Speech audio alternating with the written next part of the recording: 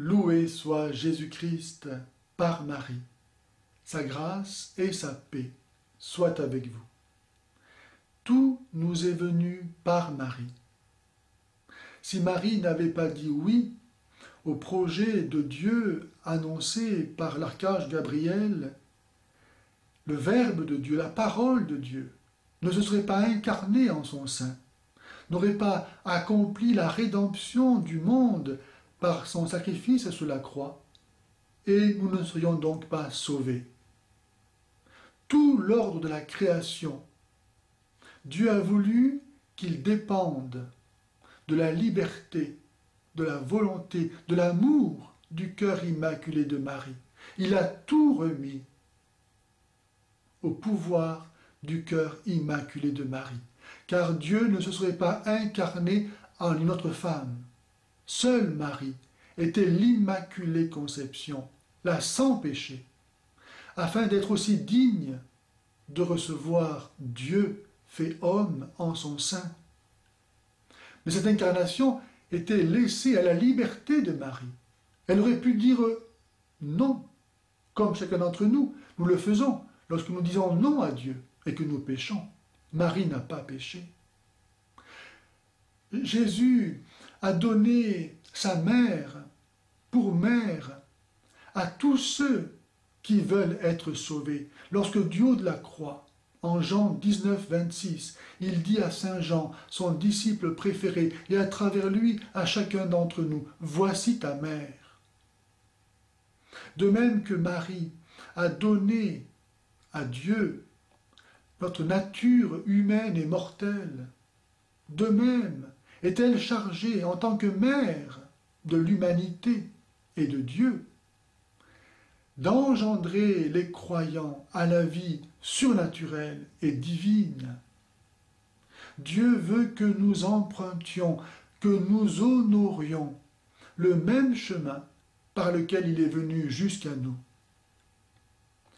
On ne peut pas aller à Dieu par soi-même, car il y a un abîme infini qui nous sépare de Dieu, creusé par nos péchés. Et c'est pourquoi nous avons besoin d'un médiateur, qui est Jésus-Christ, le pont que Dieu a lancé sous cet abîme. Jésus-Christ ayant assumé les deux natures, humaine et divine, dans l'unité de sa personne divine. Mais Jésus-Christ, s'il nous permet d'aller à Dieu, parce qu'il est homme aussi, étant Dieu lui-même, comment se comporter vis-à-vis de lui, d'une façon qui soit digne de lui? Eh bien, seule Marie a été capable de plaire à Dieu fait homme en l'accueillant dans son sein. Et c'est donc elle seule qui peut nous permettre d'accueillir Jésus-Christ dignement. C'est pourquoi nous devons nous donner à Marie, pour pouvoir être tout à Jésus-Christ de la façon la plus parfaite qui soit. Marie n'a rien perdu de ce qui était à elle. Elle n'a jamais péché. C'est pourquoi si nous confions ce que nous sommes, ce que nous avons à Marie, si nous rentrons dans son sein, dans son amour, dans son cœur, elle est capable, et elle seule, de faire de nous un Dieu, car elle est ce moule où Dieu s'est fait homme, et là seulement. À la communion, c'est là où, d'une façon la plus sensible, il nous est permis de vivre cette consécration à Marie en lui donnant de continuer à recevoir Jésus par nous. Comment mieux recevoir Jésus à la communion qu'en permettant à Marie de continuer à le recevoir par nous, nous étant donnés à elle, pour qu'elle fasse de nous ce qu'elle veut, comme elle veut. Notre seule récompense est d'être tout à elle, car en étant tout à elle, nous serons tout à Dieu, par Jésus-Christ.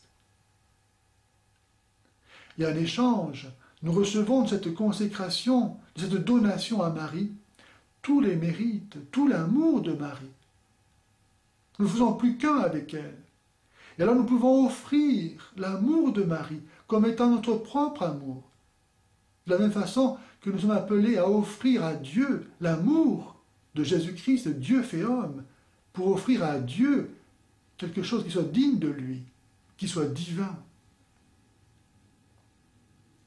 Personne ne peut avoir Dieu pour père s'il n'a pas Marie pour mère. Car Jésus-Christ, avec qui nous devons faire plus qu'un, a lui-même eu Marie pour mère. Marie a enfanté la tête du corps de l'Église, et elle continue jusqu'à la fin du monde à engendrer les membres de ce corps. C'est pourquoi nul ne peut avoir Dieu pour père s'il n'a pas Marie pour mère.